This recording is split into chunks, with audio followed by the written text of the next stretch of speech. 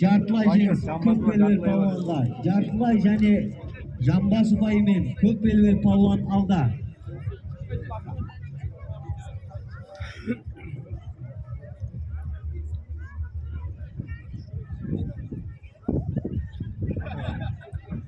Чисто түсірмесек болды енді.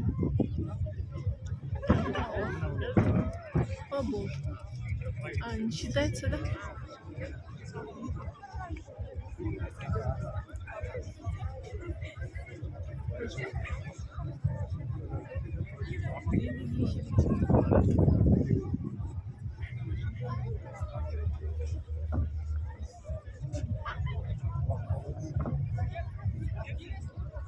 Уақыт